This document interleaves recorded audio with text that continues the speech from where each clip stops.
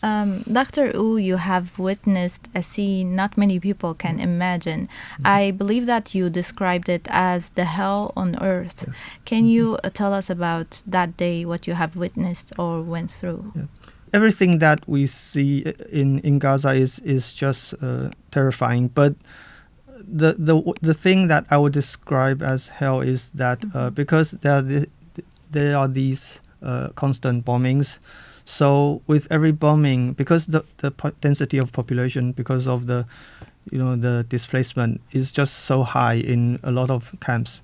So every bomb would cause a mass casualty incident we call MCI. So medically, MCI is defined as a single surge of patient to one single hospital is overwhelming for the capacity of that hospital. So in Gaza, we're experiencing constant MCI every week, even every 2 days. So usually I work mainly in the surgical theater, but sometimes we go to the ER to help out because during the MCI, if there's an alarm of MCI, we have to stop the regular surgeries and prepare for emergencies. So that is when I have a little time. So we went to the ER to help, and it was just chaos, pure chaos in the ER. So it was filled with people, all these families, all these patients, and most of the patients are carried in, including a lot of children, a lot of babies. They're just carried in by their families. And most seem lifeless. And we have this room for the most severe patients. Most of them are under emergency resuscitation inside that room, but there are just not so many beds. So most of the patients are treated on the floor. So you see a lot of patients lying on the floor with a lot of people, and everyone is shouting, and there's a lot of blood on the floor, and everyone is outside the ER trying to get in, but there's just only so much room. So it's just I couldn't think of a better word than hell to describe the situation. Yeah, and this would be a constant situation. It's not a specific incident. It's just everything that they're just experiencing this every week, every few days. What about the equipment? Was it enough in the hospital and doctors, nurses? We were actually very, very short on all the medical supplies. So as MSF, we have a protocol of what we need and how to supply these either instruments or medical supplies. But most of it is blocked outside the border. So usually for no specific reason, we don't know why. So like when I was in Gaza, there were these trucks of medical supplies that were ordered and also arrived at the border. I think it was a month or 2 months before I arrived, and at the time I left, which was 1 month later, those trucks were still outside the border. So it's not that nothing is. We have those supplies and all the things that needed to treat these patients, but they are just not allowed inside. During all this horrific time you have encountered there, did you do anything maybe to help yourself to relax or maybe have a bit of calm? Yeah.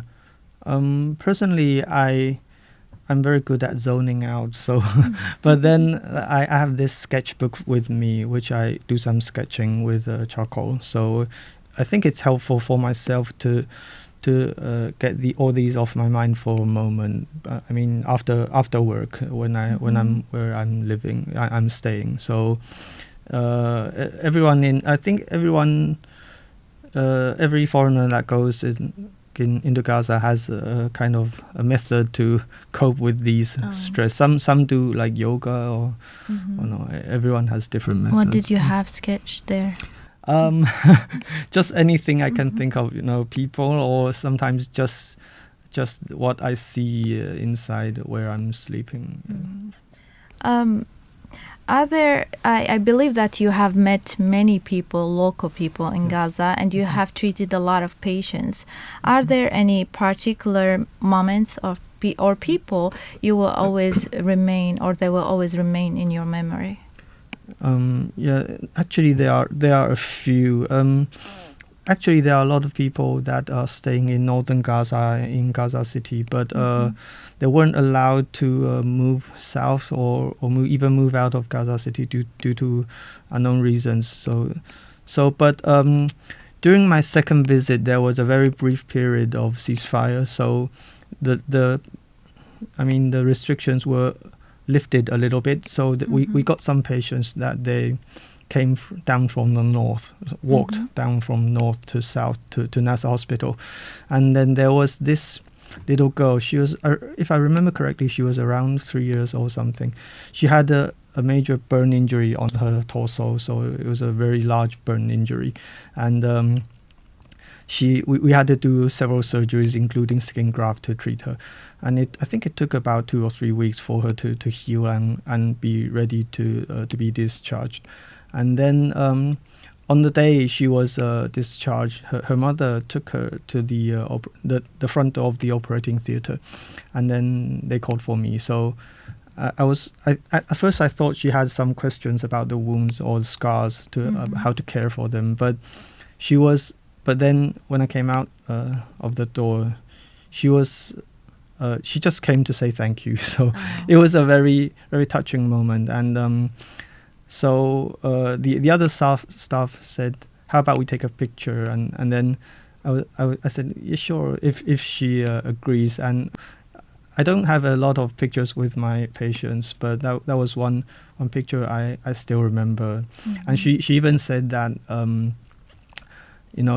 maybe sometime in the future I'm welcome to visit her home, and then her family would treat me, and we could have it. But I mean, she doesn't even have a home right now. It's already destroyed. But it was, I could feel that the invitation was very genuine. So she actually meant it. I mean, after everything, maybe sometime in the future. So it was a very touching moment for me. Yeah. On your first mission to Gaza, Dr. Wu, when did you decide to come back to Taiwan? Actually, the length of the mission is predetermined because everything has to go according to schedule. So, I mean, I would have a replacement, sometimes not, sometimes yes. But anyway, it was around 1 month something. And then after a few months, after I think it was around 4 or 5 months, I received a second offer to go back to Gaza again, because apparently the number of patients wasn't decreasing, so they still needed a plastic surgeon. So that was when I went to the second time to Gaza. Yeah. After returning to Taiwan, I believe it is 2 different lives, there and here. Yes. How did you cope with the emotional, psychological impact of that journey? Was it easy to readjust to your life here in Taiwan? After returning from the first mission and then the second mission, both times I took some time to, like you said, readjust to the everything in Taiwan. The first thing I needed to readjust was the quietness of the surroundings. So I think it's very difficult to imagine that. Okay, so as you know, Taiwan, especially Taipei, it's very busy, always very noisy, the traffic sound. But why I would describe it as quiet is that you don't hear the bombing, the planes, the drones. I mean, it's relatively very quiet. So that was the first thing that I had to adjust. And then there was this knowing that I can plan something ahead of this time. I mean, I can plan something tomorrow. I can plan something next week, next month, or even next year. It will probably, I'll probably get to do it. But I mean, in Gaza, it's like always like things can always suddenly change in an instant. So it's kind of difficult to adjust to these different expectations. Looking back, what kind of professional or even personal message or a lesson you have learned from this mission, or did you feel it changed anything in your view, your work, or even lifestyle?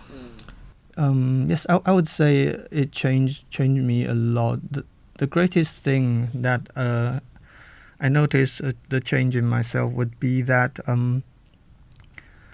I thought I knew about Gaza, about Palestinians, about the Middle East, but I mean, exactly going there and then seeing in person everything, it's very, very different from what I would say I saw when I was in Taiwan. Mm-hmm. So I think there are many different reasons of that. But what I learned is that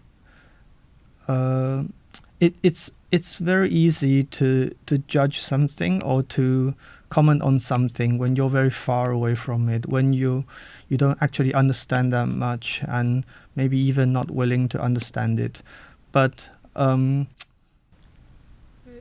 for example, Gaza, it wasn't what I thought I knew, wasn't like what I saw on the news or in Taiwan or anything before my first assignment and then the second assignment. And then I think it just changed me a lot to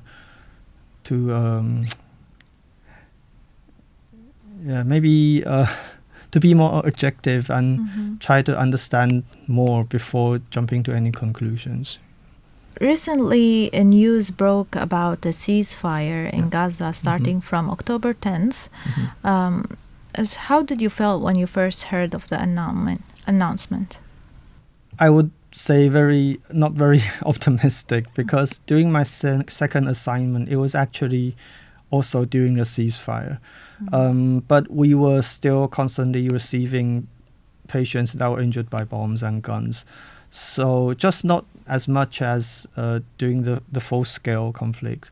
So what I learned is that a ceasefire in Gaza is not actually a ceasefire. So when I first heard about the ceasefire in October, I just thought of my second visit in Gaza. So, I mean, a ceasefire would mean that you don't have any new patients. Yes. I think that would be what a ceasefire means. But I didn't think that it would actually be like that. And also I had many doubts about if it would last, because the first one in March, it just suddenly ended abruptly. Yeah. Unfortunately, since the ceasefire till now, I guess there are over 200 people were killed in Gaza. So actually, there's no ceasefire. That is also honest. What the information we received from our staff in Gaza. Yeah. Yes.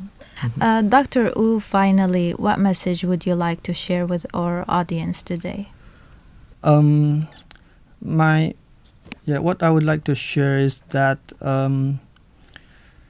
as a humanitarian organization, we couldn't emphasize enough the importance of a sustained ceasefire, a lifting of all the blocks of humanitarian aid, and also everything that is core to being a human. I think all these values shouldn't vary depending on which side you're on, what kind of people you are, what ethnicity you are, where you live. I don't think anything should change this. And also everyone, no matter what you stand for, should value these, because being a human, this shouldn't change in any situation. Yeah, thank you very much, Dr. Wu, for sharing everything with us today. I really appreciate everything you have done for the Palestinians there in Gaza. Thank you very much. Thank you. Thank you.